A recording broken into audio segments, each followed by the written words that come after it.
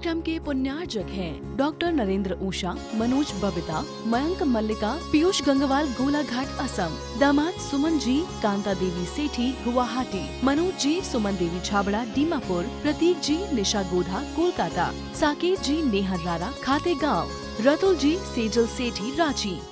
वर्तमान शासन नहीं वर्धमान स्वामी के शासन में तीर्थंकर प्रभु की चरण निचरा में बैठकर हम सभी जिन देशना का श्रवण कर रहे हैं। आचार्य भन कुलवत स्वामी महाराज ग्रंथराज सार समुच्चय में निर्गंत मार्गी योगी की अंतस की भावनाओं का वर्णन कर रहे हैं कि योगी क्या धारण करता है। कल बताया था कि जब भी परिग्रह त्यागी दिगंबर मुनि को लोभ सताता है, उस लोभ को नाश करने के लिए संतोष को धारण करते हैं, सुख शांति के लिए धैर्य को धारण करते हैं और तप की वृद्धि के लिए ज्ञान को धारण करते हैं। आज इसी पर आचार्य गुण विश्वसार जी महाराज जी अपनी व्याख्या देते हुए कह रहे हैं कि निर्गंत स्वाम दिगंबर है जिसकी पहचान है पिछी कमंडल। दिगंबर की पहचान क्या? पिछी कमंडल। नग्नत्व दिगंबर मुनि की पहचान नहीं है। नंगा तो पागल भी होता है। पागल व्यक्ति भी कपड़े जिसको गर्मी चढ़ जाती है ना, दिमाग में गर्मी चढ़ जाती है, वो भी अपने सारे कपड़े उतार के फेंक देता है, पागलों जैसे घूमता है नंगा। तो अच्छे के नग्नत्व दिगंबर मुनि की पहचान नहीं है। नंगा पना दिगंबर में, दिगंबर मुनि नग्न होता है लेकिन हर नंगा दिगंबर मुनि नहीं होता है। दिगंबर मुनि नग्न रहते हैं लेकिन हर नग्न व्यक्ति दिगंबर मुनि नहीं होता है। दिगंबर मुनि की पहचान पिछी कमंडलू। जहां पिछी कमंडलू नहीं वहां नंगापन है, दिगंबरत्व नहीं। जहां दिगंबरत्व होगा वहां नियम से पिछी कमंडल होगा। तीर्थंकरों को के पास दीक्षा लेने के बाद अनेक रिद्धियां प्रकट हो जाती हैं। दीक्षा लेते हैं, उनसे उनके शरीर से किसी जीव का घात नहीं हो सकता। ऐसी ऐसी रिद्धियां प्राप्त हो जाती हैं कि वो तंतु पर ही चल जाएं, मतलब मकड़ी के जाले पे भी से भी टकरा जाएं तो भी मछली का जाला नहीं टूटे।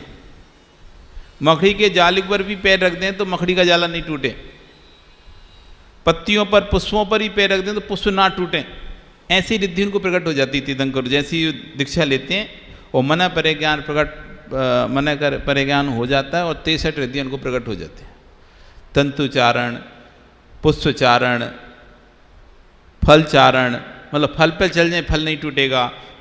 तंतु पर चढ़ जाए, तंतु यानी धागा, उस पर भी चल जाए तो धागा नहीं टूटेगा। कितना बारीक होता है। जो मकड़ियाँ जो अपना जाल बनती है ना, वो जो तार सा दिखाई देता है आपको, सोसे टकराने से टूट जाता है ना, उस पर भी चल जाए तब भी उनके वो धागा तार नहीं टूटता। वो किसी जीव को उनके शरीर से घात होता ही नहीं है, किसी जीव का उनके शरीर से ह्रास होता नहीं है, तब भी वो पिछी कमंडल रखते हैं। उनका आहार होता है, निहार नहीं होता है। तीर्थंकर कभी निहार नहीं करते। उनके पेट में ही भस्म हो जाता है सब, कुछ नहीं निकलता उनके शरीर से। हमारे शरीर में से तो मल निकलता है ना, उनके शरीर से मल नहीं निकलता। जैसे ही आहार करते हैं, जो भोजन करते हैं, वो अग्नि में जैसे भस्म हो जाता है ना, राख उड़ जाता है ना। कपूर की कभी आपने राख देखी? कौन कौन ने कपूर की राख देखी? कंडे की देखी, लकड़ी की देखी, कोयले की देखी। कपूर की राख देखी जय कुमार जी? नहीं देखी ना, बनता नहीं, उड़ जाता वो तो। आपने इधर जलाया और उड़ गया। ऐसे तीर्थंकर का शरीर भी कपूर की भांति उड़ जाता है। जब उनका अंतिम मरण होता है, सिद्ध बनते हैं, आर्यंत अवस्था में जब उनका मरण होता है तो उनका शरीर ऐसे ही कपूर की भांति उड़ जाता है। तो ऐसी उनके अंदर जो भोजन जो भी करते हैं वो मल के रूप में परिवर्तित नहीं होता, वो सब नष्ट हो जाता है। इसलिए उनका आहार तो होता है लेकिन निहार नहीं होता। मुनि अवस्था में, तीर्थंकर अवस्था में आहार भी नहीं होता। दिगंबर और श्वेतांबर परंपरा में दो विशेष मतभेद हैं, जो मौलिक मतभेद हैं। पूजा पाठ के मतभेद नहीं।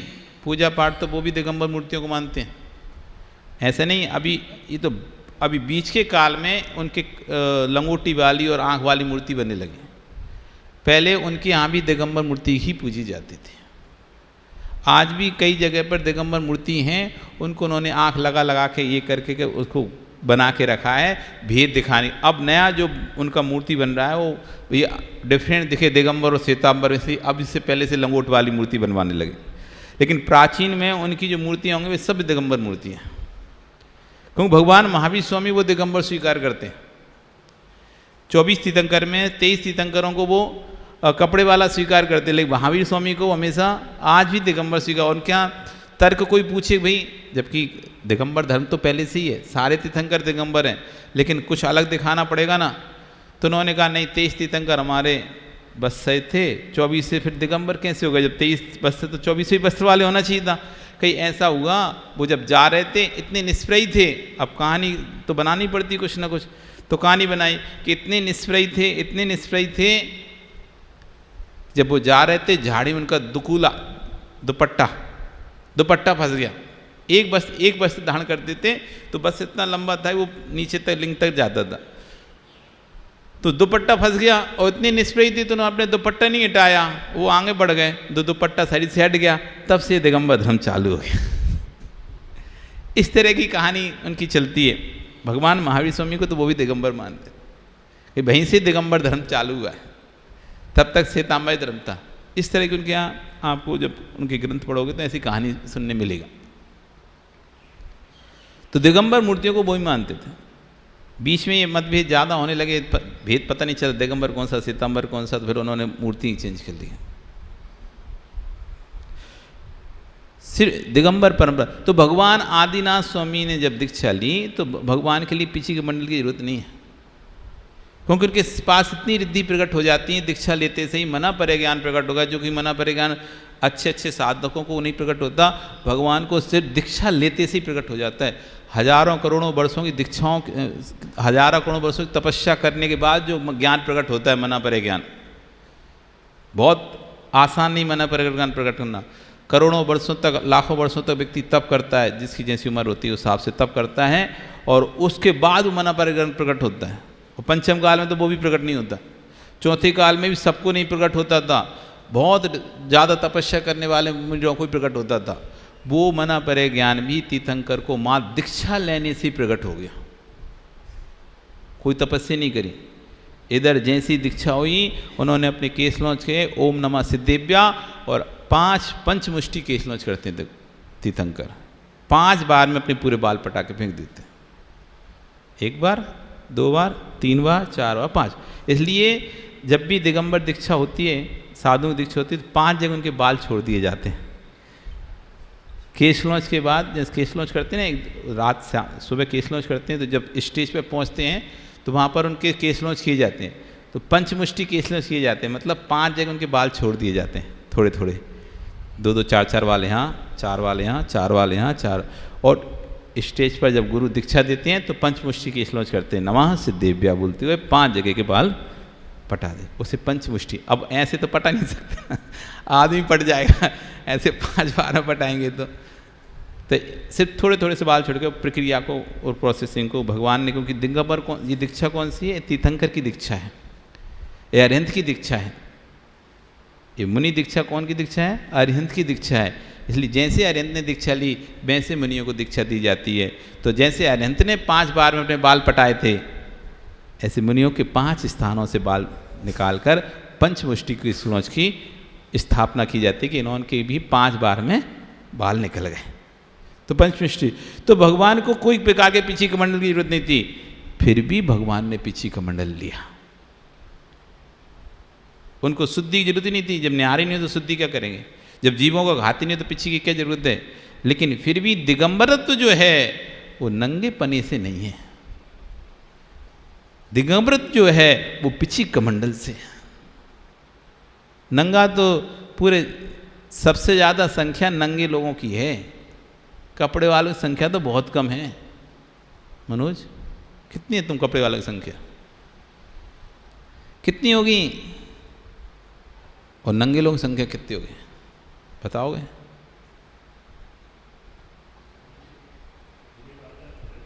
हैं क्या? अरे आने के बाद भी नंगे लोगों की संख्या ज़्यादा है, फ्री कपड़े पहनने के बाद भी फिर भी नंगे लोगों की संख्या ज़्यादा है। विमल क्या सोच रहा है? इतने तिरंज हैं, बताओ कितने कपड़े पहनते तिरंज लोग?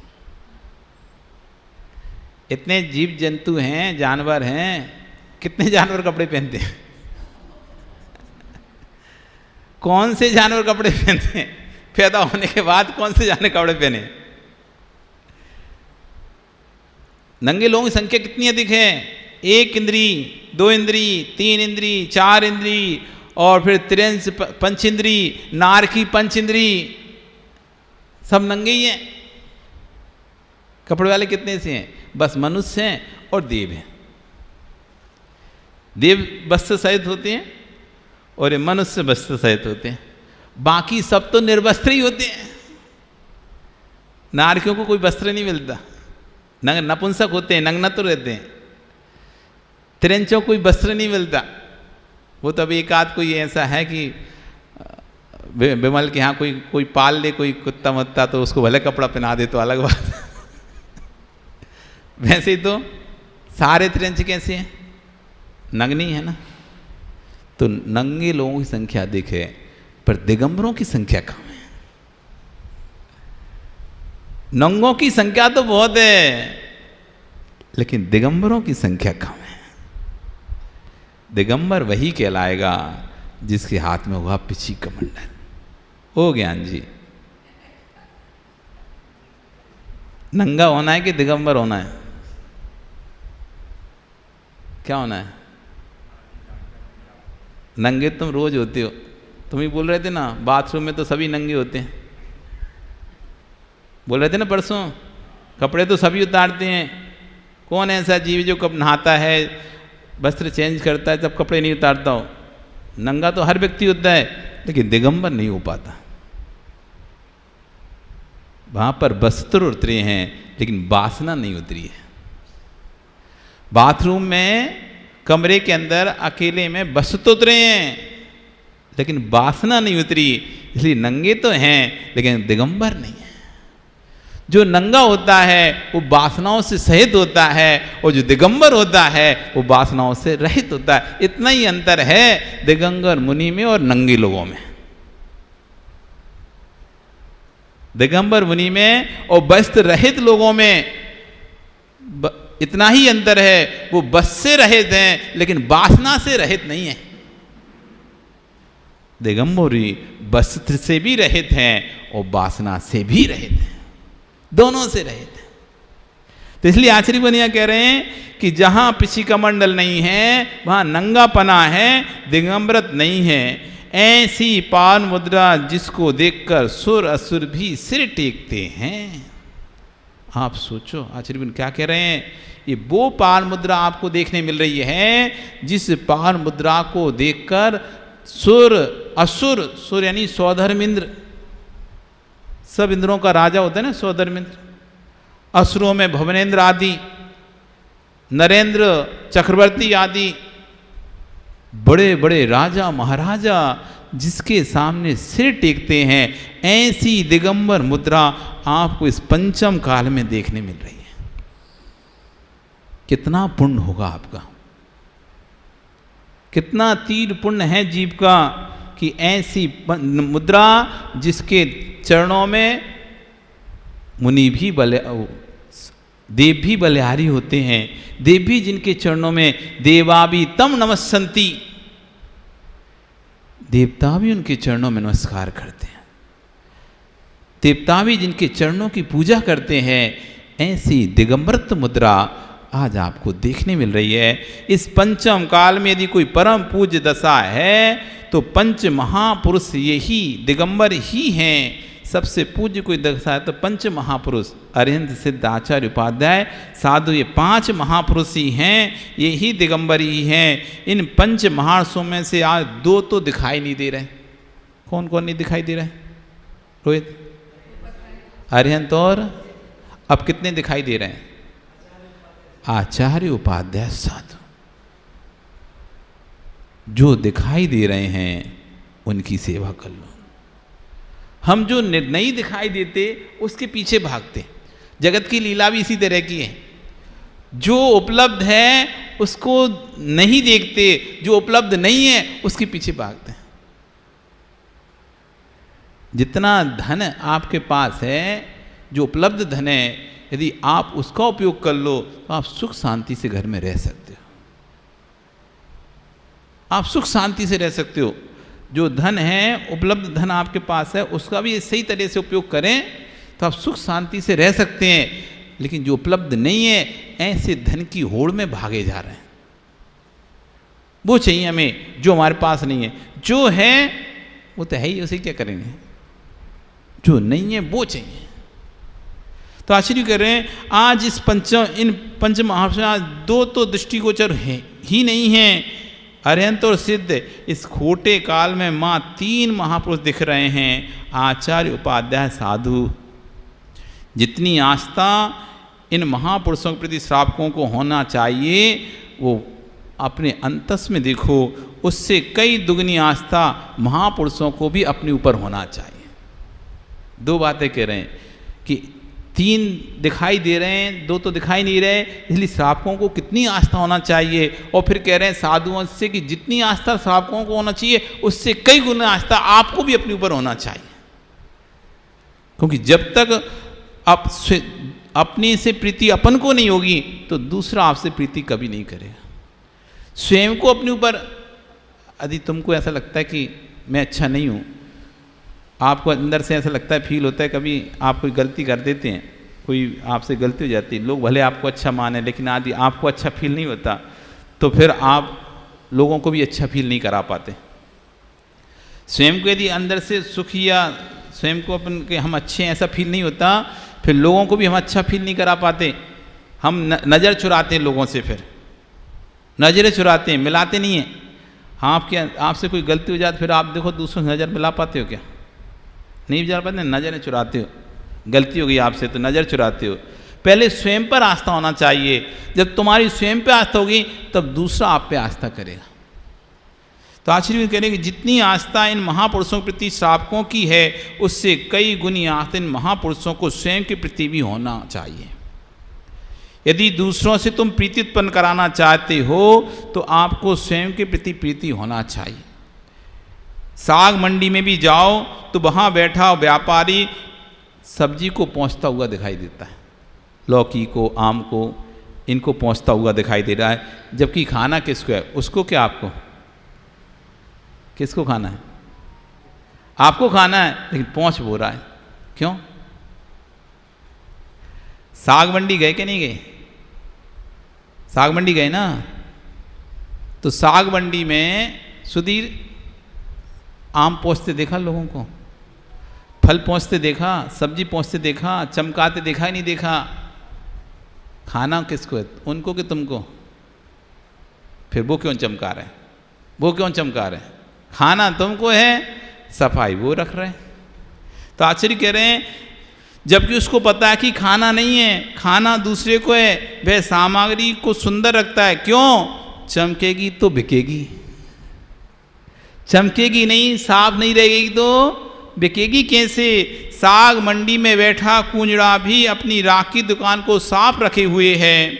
उसको राख किस बात का है? स्वच्छ दिखेगा तो अच्छे से बिक जाएगा, पैसा आ जाएगा। जैसे व्यापारी अपनी सामग्री को स्वच्छ रखता है, ऐसे ही हे वीतरागियों अपनी चर्या को स्वच्छ रखो। इस कार्यक्रम के पुण्यार्चक थे डॉक्टर नरेंद्र ऊषा, मनोज बबिता, मयंक मल्लिका, पीयूष गंगवाल, गोलाघाट, असम, दामाद सुमन जी, कांता देवी सेठी, गुवाहाटी, मनोज जी, सुमन देवी छाबड़ा, दीमापुर, प्रतीक जी, निशा गोधा, कोलकाता, साकेत जी, नेहर रारा, खाते गाँव, रतुल जी, सेजल सेठी, रांची।